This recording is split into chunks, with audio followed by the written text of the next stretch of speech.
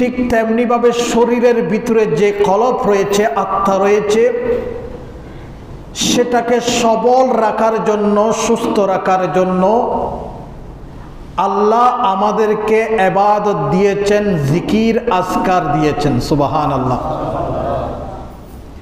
সেজন্য একজন আল্লাহওয়ালা এটাও বলেছেন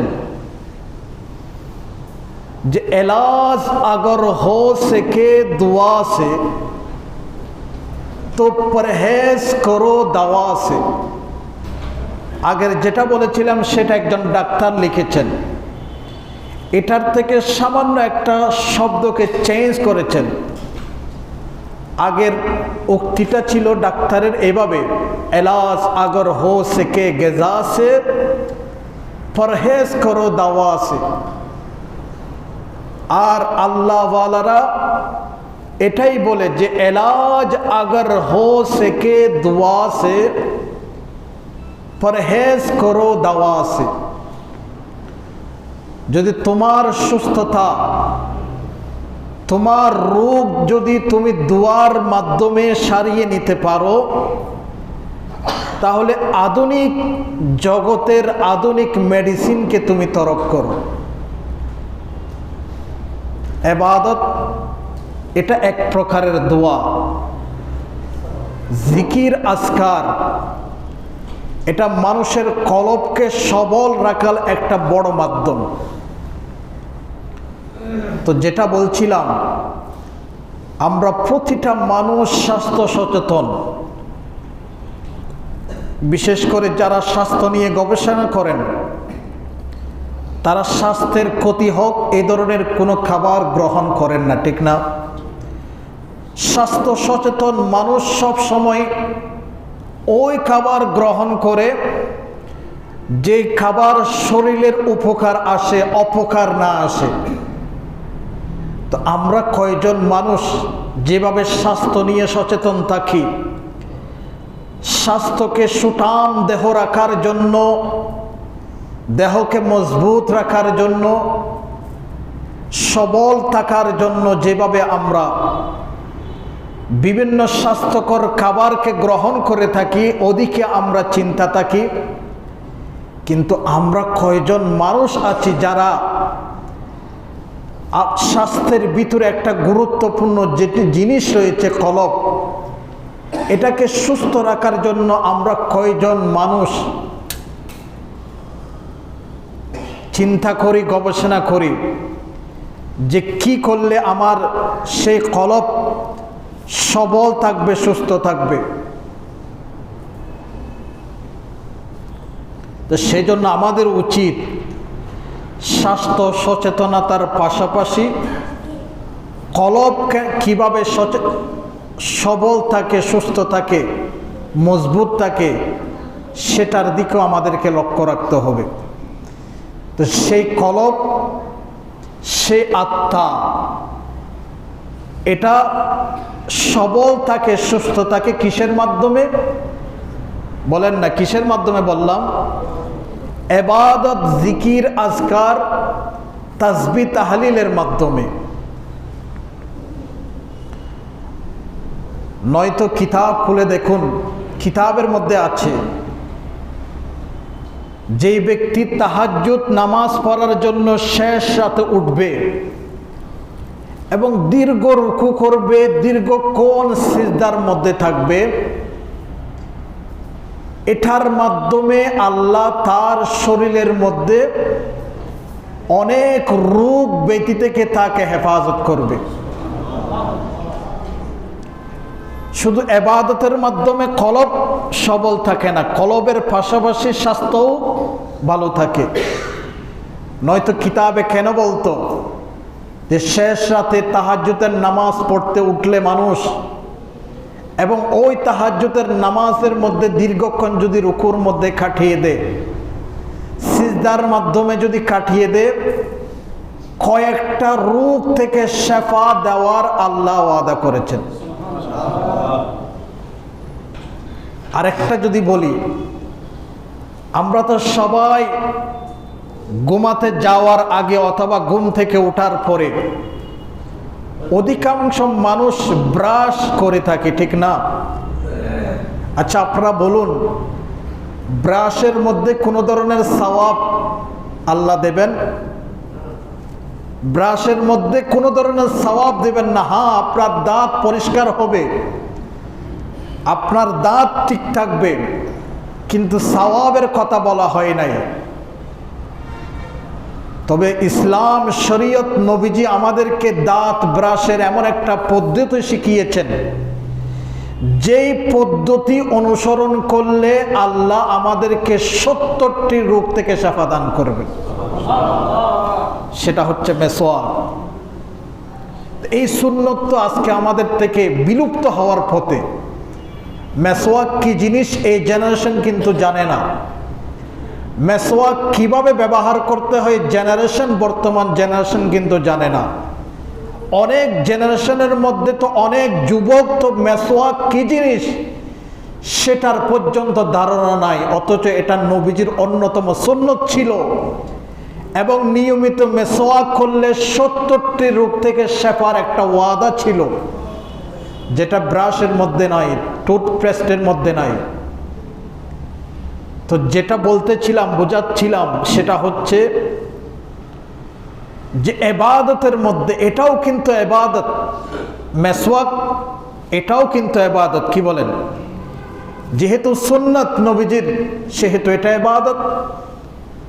তো ইবাদতের মাধ্যমে আমাদের কলব যেমন তরুতাজা থাকে, সবল থাকে, সুস্থ থাকে, আবার সেই ইবাদতের মাধ্যমে আমাদের শরীর ঠিক থাকে। সেজন্য তো বলেছেন, ইলাজ আগর হো সকে দুয়া সে, পরহেজ করো দাওয়া সে। তো আল্লাহ এবং রসুল আমাদের কিন্তু সব কিছু দিয়েছেন, কিন্তু কয়জন মানুষ আছি আমরা আল্লাহ এবং রসুলের কথাকে বিশ্বাস করে ওই কথার অনুসরণ আমরা করি? বিশ্বাস আমরা ডাক্তারকে করি, বিশ্বাস ডাক্তার যা বলে তা করি।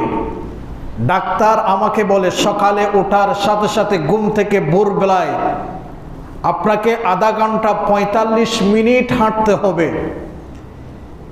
সেটার জন্য আমরা কিন্তু ভোরে ভোরে উঠে যাই, কোনো দিন মিস হয় না। ডাক্তার যখন প্রেসক্রিপশনে আপনাকে প্রেসক্রাইব করবে যে আপনাকে প্রত্যেক দিন ভোরবেলা উঠে 45 মিনিট হাঁটতে হবে, এটা কার কথা?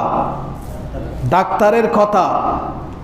এটা অমান্য করার মানুষ তো দুনিয়াতে নাই। যদি ডাক্তার এটা বাধ্য করে আপনাকে, যদি বলে আপনি না উঠলে, না হাঁটলে সকালবেলায় আপনার বেশি দিন বাঁচার সম্ভাবনা নাই, তখন বলেন আপনি ওই মানুষের ঘুম মিস হতে পারে, খাবার মিস হতে পারে, ভোরবেলায় ঘুম থেকে উঠে হাঁটা মিস হবে না, ঠিক না?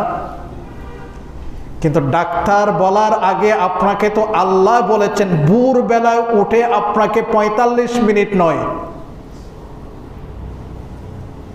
বেশি থেকে বেশি 10 থেকে 15 মিনিট দিয়ে ফজরের নামাজটি পড়েন। কয়জন মানুষ আমরা সেই আল্লাহর কথা বিশ্বাস করে ফজরের নামাজটি পড়তেছি? আমরা কয়জন মানুষ আছি আল্লাহর কথাকে মান্য করে ডাক্তারের মতো? আমরা কয়জন মানুষ তাহাজ্জুদের নামাজ পড়ার জন্য ভোর বেলায়, ভোর রাত্রে, গভীর রাত্রে, শেষ রাতে উঠে তাহাজ্জুদ নামাজ পড়ার জন্য আমরা প্রস্তুতি নিচ্ছি?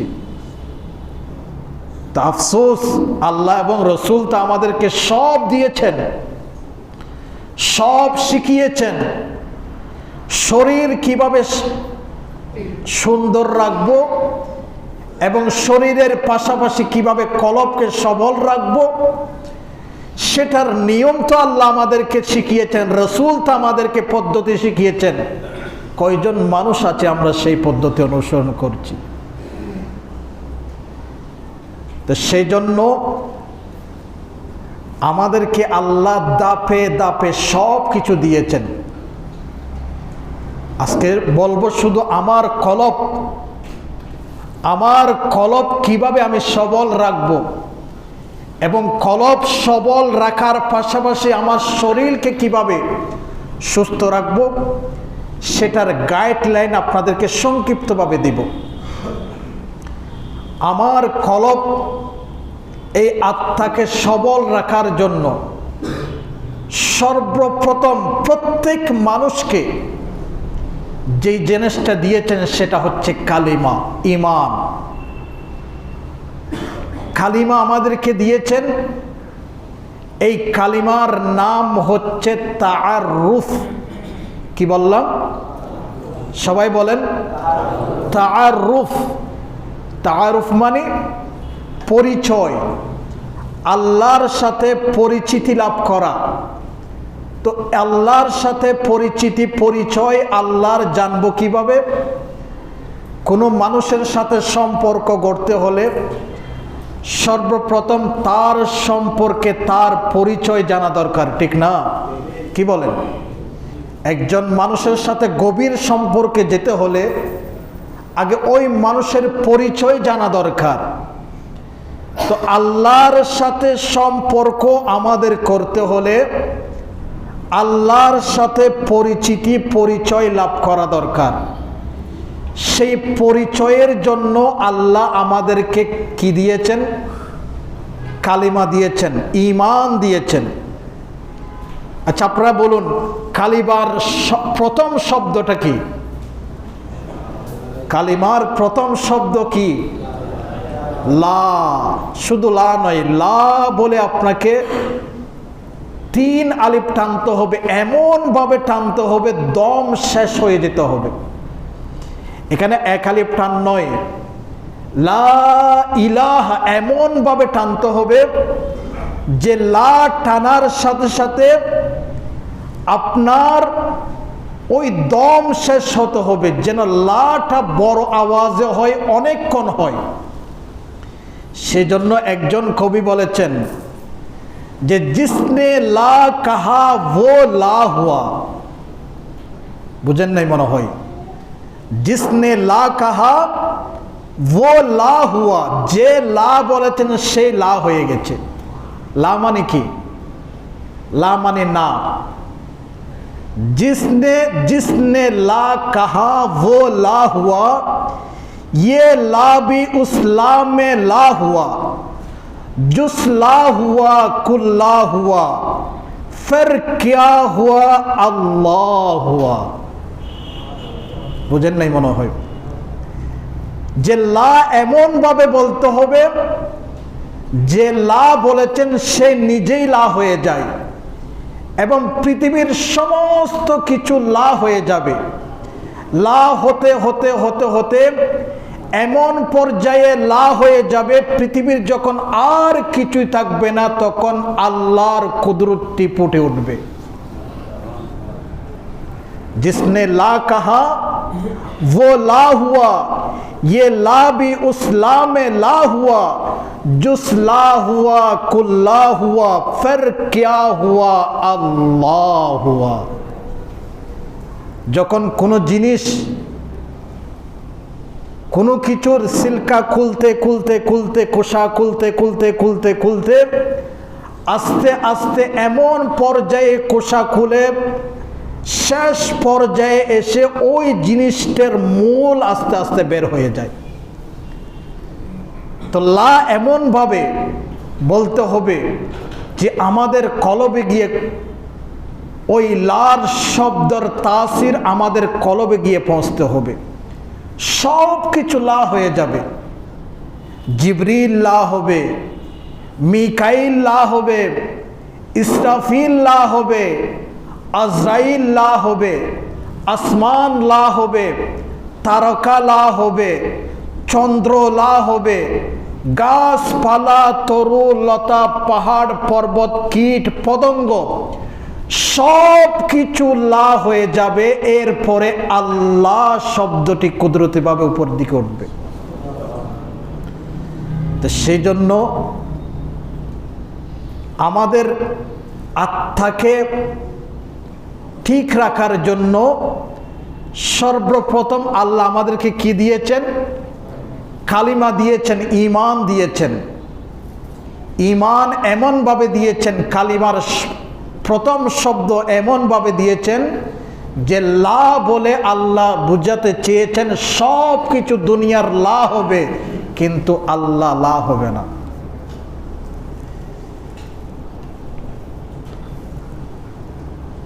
এভাবে যখন পরিচিতি লাভ হয়ে যাবে, ঈমানের মাধ্যমে, কালমার মাধ্যমে যখন আমরা পরিচিতির সর্বোচ্চ পর্যায়ে গিয়ে যখন পৌঁছব, আল্লাহর সাথে পরিচিতির একটা সুন্দর ব্যবস্থা যখন হয়ে যাবে, পরিচিতি হতে হতে হতে হতে আল্লাহর সাথে আমাদের তাআল্লুক হবে।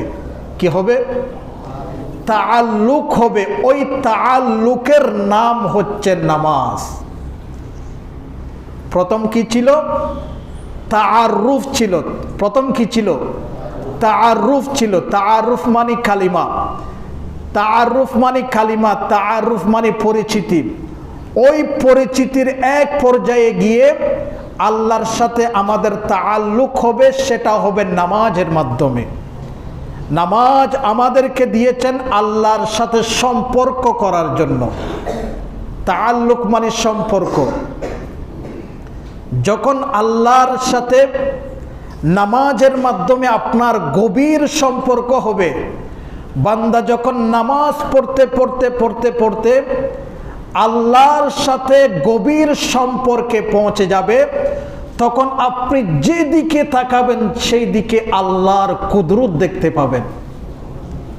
যেমন কোরআনের মধ্যে এসেছে, আইনামা তুওয়াল্লু ফাসাম্মা ওয়াজহুল্লাহ, যেদিকে তাকাবে সেই দিকে আল্লাহকে দেখবে, আল্লাহর কুদরতকে দেখবে।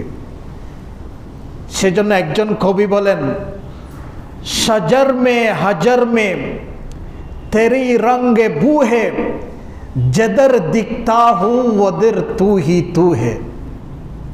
বুঝেন না মনে হয়? সাজার মানে কি? গাছপালা। হাজার মানে পাথর। সাজার মে হাজার মে তেরি রঙ্গে বু হে, গাছপালা, তরু লতা, পাথর যা কিছু আছে সব কিছু তোমার রঙের খুশবু বের হচ্ছে। যেদর দেখতা হুঁ ওদের তু হি তু হে, আমি যেদিকে তাকাই সেদিকে শুধু তোমাকেই দেখি। এটাকে বলা হয় কি? সম্পর্ক, গভীর সম্পর্ক। গভীর সম্পর্ক কিসের মাধ্যমে হয় বলেন? আপনারা কথা বলতেছেন না। গভীর সম্পর্ক নামাজের মাধ্যমে হয়, যেটার নাম দিয়েছেন তাআল্লুক। তাআরুফের মাধ্যমে আল্লাহর পরিচিতি লাভ করে, ঈমানের মাধ্যমে পরিচিতি লাভ করে, পরিচয় যখন হয়ে যায় তখন তাআল্লুক হয়, সম্পর্ক হয়। এই সম্পর্কটা হতে হয় নামাজের মাধ্যমে। যখন সম্পর্কটা যখন হয়ে যায় তখন সব কিছু আল্লাহর কুদরত আমরা দেখি। তখন মুখ থেকে আমাদের শব্দ বের হয়, সুবহান আহসানাল খালিকিন। হে আল্লাহ, তুমি কত বড় কারিগর, কিসের ভিতরে কি বানিয়ে ছেড়ে দিয়েছ আমাদের মাঝে। সামান্য একটা দুর্গন্ধময় ফোঁটা থেকে এমন সৃষ্টি করে তুমি দুনিয়ার মধ্যে, দুনিয়ার সামনে দিয়েছ যে আজ যুবক তার পিছনে পিছনে ঘুরে এবং মেসেজ লেখে দুনিয়ার সমস্ত কিছু তোমার জন্য বিসর্জন দিব, প্রয়োজনে সারাটি জীবন তোমার জন্য অপেক্ষা করে থাকব, প্রয়োজনে বিষের বোতল হাতে নিব। বুঝেন নাই মনে হয়?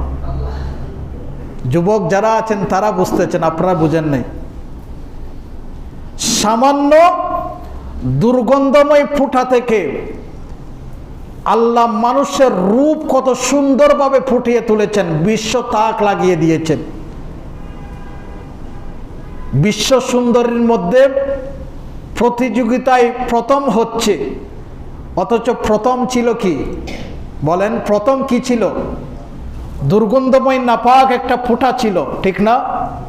তো ওই ফুটা থেকে আল্লাহ কত সুন্দর সৃষ্টি করেছেন, কত রূপ দান করেছেন, কত সুন্দর রূপ দিয়েছেন। তো এই জন্য আল্লাহ সম্পর্ক যখন হয়ে যায়, আল্লাহর সাথে যখন গভীর সম্পর্ক হয়ে যায় তখন পৃথিবীর সমস্ত কিছু আল্লাহর কুদরতের সৌন্দর্য তার চোখের সামনে পরিপূরিত হবে। এভাবে যখন সম্পর্ক হতে হতে হতে হতে সম্পর্ক যখন গভীরে গিয়ে পৌঁছবে, আল্লাহর সাথে যখন সম্পর্ক গভীরে গিয়ে পৌঁছে, তখন ওই মানুষের কলবের মধ্যে মহাব্বত সৃষ্টি হয়, যেটার নাম হচ্ছে যাকাত। যেটার নাম কি? যাকাত, সাদকা, দান, খয়রাতের মাধ্যমে মানুষের ভিতরে মহাব্বত সৃষ্টি হয়। মহাব্বত, আল্লাহর সাথে মহাব্বত সৃষ্টি হয়। যে যত বেশি দান করবে, যে যত বেশি সাদকা করবে, যত বেশি সাদকা করবে, তার অন্তর নরম হবে। নরম কখন হয়? যখন অন্তরের মধ্যে মহাব্বত পয়দা হয়। আল্লাহর মহাব্বত যখন সৃষ্টি হবে, তখন ওই মানুষ দান করতে থাকবে। দান করতে করতে ওই মানুষের ভিতরে মহাব্বত সৃষ্টি হবে। সেজন্য কবি বলতেছেন, মহাব্বত হি সিখা দেতা হে আদাব মোহাব্বত। मोहब्बत ही सिखा देता है आदाब मोहब्बत। दान सदकार माध्यमे मानुषेर अंतरेर मध्य मोहब्बत सृष्टि होबे। और मोहब्बत होते होते होते होते एक पर्याये एमन एकटा जिनिस पैदा होबे तार कलबेर मध्य, जार नाम होच्छे इश्क। कि बोललाम? इश्क। एटाके बला हय रोजा। मोहब्बत और इश्केर मध्य किन्तु तफात आछे। मोहब्बत होच्छे प्रथम पर्याये, और इश्क मोहब्बत होते होते जखन सर्वोच्च पर्याये पहुँचे जाए तखन एटाके बला हय इश्क। एटा अर्जन करे कखन जानेन? रमजाने रोजार माध्यमे। रोजा जखन राखे, जिज्ञेस करे तुमी खाओ ना केन? दिनेर बेलाय उपवास थाकतेছো, रमजान मास चले गेছে, শাওয়াল চলে যাচ্ছে, জিলকত আসতেছে, এখনো রোজা রাখতে ছাড়তে পারতেছো না। তখন তার ইশকে যখন ভরপুর হয়ে যায়, তখন সে জবাব দেয়, আল্লাহও খায় না, আমিও খাই না। আল্লাহও পান করে না, আমিও পান করি না। আল্লাহর সাথে মহব্বতের সর্বোচ্চ পর্যায়ে যখন পৌঁছে যায়, যখন ইশক হয়ে যায়, তখন সে রোজা ছাড়া আর কিছু ভালো লাগে না। রোজাই তার ভালো লাগে। অনেক মানুষকে দেখতে পাবেন রোজার মধ্যে অভ্যস্ত হয়ে যায়, রোজা রাখতেই ভালো লাগে। যখন দেখবেন তার রোজাই পছন্দ, তখন মনে করবেন তার ভিতরে ইশক পয়দা হয়েছে, মহব্বতের সর্বোচ্চ সীমানায় চেয়ে চলে গেছে। যখন ইশক হয়ে যায়, তখন ফার্সির মধ্যে একটা বাক্য আছে, মান তু সুদি তু মান সুদি। ফার্সির একটা বাক্য, মান তু সুদি তু মান সুদি। ইশক যখন হয়ে যায়, তখন তুমি আমি হয়ে যাই, আমি তুমি হয়ে যাই। মান তু সুদি তু মান সুদি। তুমি আমি হয়ে যাবে, আমি তুমি হয়ে যাব। দুইটা জিনিস এক হয়ে যাবে। দুই জিনিস যখন এক হয়ে যায়, এটার নাম হচ্ছে ইশক। এটা অর্জন করতে পারি আমরা রোজার মাধ্যমে।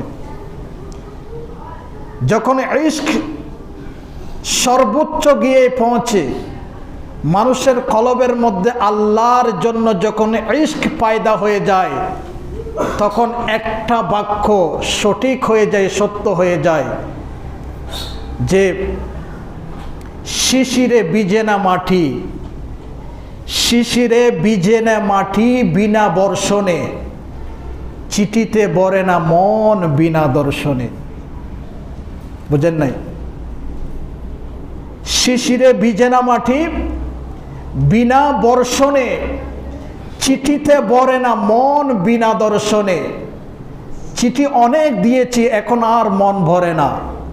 মেসেজ অনেক লিখেছি, আর মন ভরে না। কথা অনেক বলেছি, আর মন ভরে না। এমনকি ভিডিও কলেও কথা বলেছি, এখন আর মন ভরে না। চিঠিটা ভরে না মন বিনা দর্শনে। যতক্ষণ দর্শন হবে না, যতক্ষণ সামনাসামনি হবে না, ততক্ষণ আমার মন ভরে না। আর এটার নাম হচ্ছে হজ। এটার নাম কি? হজ। যদি জিজ্ঞেস করে কোথায় যাও, বলে হজে যাই। এটা আবার কি? এটা আমার আল্লাহর ঘর, আল্লাহর বাড়িতে যাই দর্শনের জন্য, আল্লাহর দিদারের জন্য যাই। অনেক দিন আল্লাহকে না দেখে নামাজ পড়েছি, আল্লাহর কুদরতের পায়ে সিজদা দিয়েছি, আল্লাহর সাথে নামাজের মাধ্যমে কথা বলেছি। এখন আর সহ্য হচ্ছে না, এমন পর্যায়ে এসে পৌঁছে গিয়েছি আমার ভিতরে ইশক, মোহাব্বত, তাআরুফ, তাআল্লুক এমন পর্যায়ে গিয়ে পৌঁছেছে আর ভালো লাগে না। যতক্ষণ পর্যন্ত সামনাসামনি গিয়ে আল্লাহর বাড়িতে গিয়ে আল্লাহর দর্শন হবে না, ততক্ষণ পর্যন্ত আমার মনকে আমি শান্ত দিতে পারছি না। আর এটার নাম হচ্ছে হজ। তো যেটা শুরুতে বলেছিলাম, প্রথমে কি ছিল আমাদের জন্য? তাআরুফ। তাআরুফ মানে কি? পরিচিতি। এটা কিসের মাধ্যমে হয়? কালেমার মাধ্যমে হয়। এরপর হচ্ছে তাআল্লুক, সম্পর্ক। এটা কিসের মাধ্যমে হয়? নামাজের মাধ্যমে হয়। তাআল্লুক যখন গভীর হয়ে যায় তখন এটা মহব্বতে গিয়ে পৌঁছে। এটার নাম কি?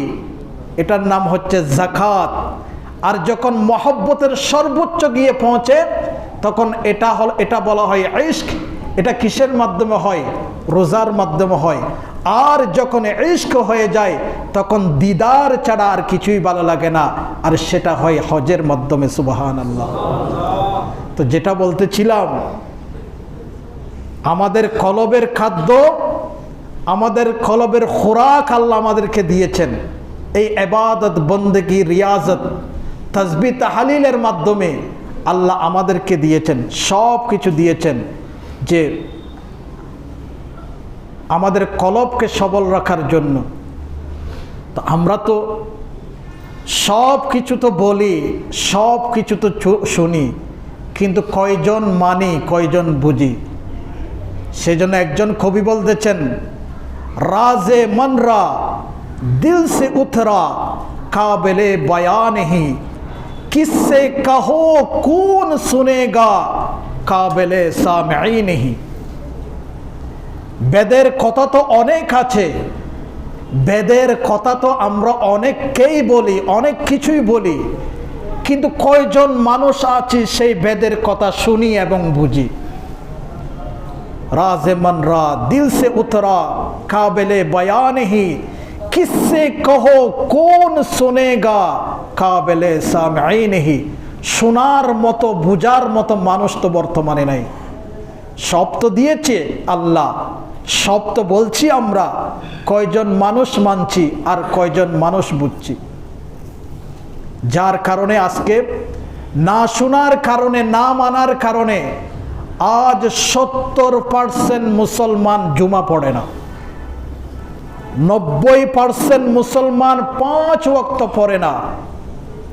যখন পড়ে না তখন আল্লাহর সাথে, এই যে সম্পর্কের কথা বললাম, আল্লাহর সাথে সম্পর্ক হয় না। আর আল্লাহর সাথে যখন সম্পর্ক হয় না, পুরা দুনিয়া আজ মুসলমানকে বলের মতো পিটাচ্ছে। পুরা দুনিয়া আজ মুসলমানকে বলের মতো ব্যবহার করতেছে। ফুটবল বলেন, ক্রিকেট বল বলেন, খেলোয়াড় যেভাবে ওই বলকে পিঠায়, আজ পুরা মুসলিম জাতিকে দুনিয়ার মানুষ সেইভাবে পিটাচ্ছে, সেইভাবে খেলতেছে। কারণটা কি? ওই যে সম্পর্কের কথা বললাম, আল্লাহর সাথে গভীর সম্পর্ক যদি থাকতো, পিঠা তো দূরের কথা, আল্লাহ আমাদেরকে হেফাজত করতো, সেটা আল্লাহ নিজেই দায়িত্ব নিয়েছেন। কারণ নবীজি বলতেছেন, মান আযালি ওয়ালিয়ান, মান আযালি ওয়ালিয়ান আযানতু বিল হারব। আর আমার আল্লাহ কোরআনের মধ্যে বলতেছেন, ইন্না লানসুরু রাসূলুনা ওয়াল্লাযীনা আমানু। আমাদের সাহায্যের ওয়াদা তো আল্লাহ করেছেন, আজ আমাদের সাহায্য আসতেছে না কেন? ওই যে বললাম, সম্পর্কটা গভীর, আল্লাহর সাথে নাই। যদি গভীর সম্পর্ক থাকতো, এক সময় একজন মানুষের আওয়াজের কারণে ফেরেশতা নেমে এসেছে, একজন মানুষের আওয়াজ এর কারণে ফেরেশতা পর্যন্ত নেমে আসতে বাধ্য হয়েছে। আর আজকে 250 কোটি মুসলমান এত চিৎকার করতেছে, কই ফেরেশতা তো নামতেছে না।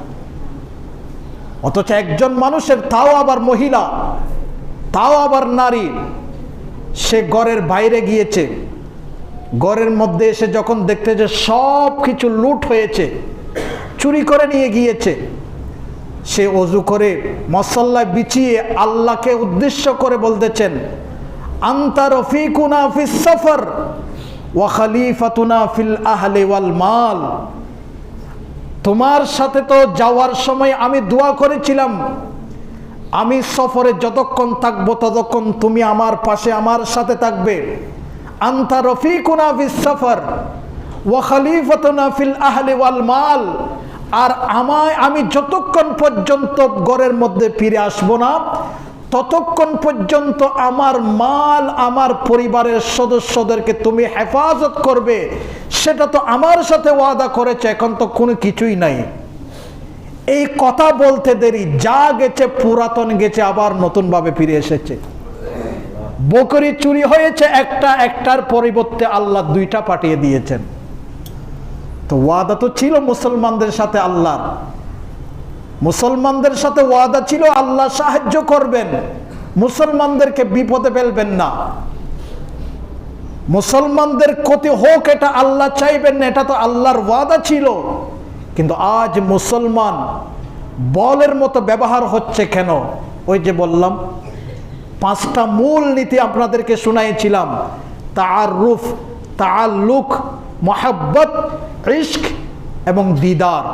এই 5টা মূল নীতি থেকে আমরা সরে গিয়েছি, যার কারণে যে যেভাবে ইচ্ছা সেভাবে আমাদেরকে ব্যবহার করতেছে।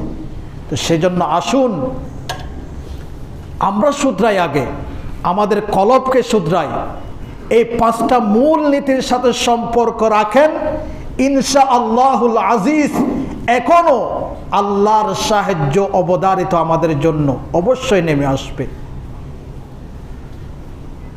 আমরা ইসলামের মূলনীতি থেকে সরে গিয়েছি, ইসলামের আদর্শ থেকে ছুটে গিয়েছি, যার কারণে আমাদের এই অবস্থা। সেজন্য আসুন আগামীকাল 26 তারিখ ঢাকার জমিনে সাইদাবাদের পাশে আমাদের সুফিবাদী সুন্নি জনতার ডাকে যে মহাসমাবেশ, ফিলিস্তিনের পক্ষে, ইসরায়েলের বিপক্ষে, ইহুদিদের বিপক্ষে, নির্যাতিত মুসলমানদের পক্ষে, মজলুম মুসলমানদের পক্ষে, শুধু ফিলিস্তিন নয়, আজকে ভারতের মুসলমানদেরকে কিভাবে নির্যাতন করতেছে আপনারা দেখতেছেন, কাশ্মীরের মুসলমানদেরকে কিভাবে নির্যাতন করতেছে দেখতেছেন। আমাদের প্রত্যেকের ঈমানি দায়িত্ব, আমরা মুসলমানদের অস্তিত্ব রক্ষার জন্য, ঐতিহ্য রক্ষার জন্য আসুন আগামীকাল ঢাকার সাইদাবাদ এলাকায় সুফিবাদী সুন্নি জনতার ব্যানারে এ আজিমুশান মহাসমাবেশে আমরা উপস্থিত হয়ে মুসলমানদের যে ঐতিহ্য সেটা রক্ষার জন্য আমরা আওয়াজ তুলব এবং ইহুদিবাদের বিপক্ষে আমরা আওয়াজ তুলব। আল্লাহ পাক সুবহানাহু ওয়া তাআলা আগামীকালের সেই সমাবেশকে কামিয়াবি নসিব করেন। সবাই বলুন আমিন। কেউ বিভ্রান্ত হবেন না, সবাই আপন আপন এতদিন পর্যন্ত যে স্পৃহা নিয়ে, যে শক্তি নিয়ে, যে মনোবল নিয়ে সামনের দিকে গিয়েছেন 26 তারিখের প্রোগ্রামকে সফল করার জন্য, সেইভাবে আগামীকালের সেই সমাবেশকে সফলতা মণ্ডলের জন্য সবাই আল্লাহর দরবারে আজকে দোয়া করব জুমার নামাজের মাধ্যমে, এবং আগামীকাল যেন সবাই সেই সমাবেশে উপস্থিত হতে পারি সেই তৌফিক আল্লাহ আমাদের প্রত্যেকে দান করুন। আমিন। ওয়া আখিরু দাওয়ানা আলহামদুলিল্লাহি রাব্বিল আলামিন। ওয়াসসালামু আলাইকুম ওয়া রাহমাতুল্লাহি ওয়া বারাকাতুহু।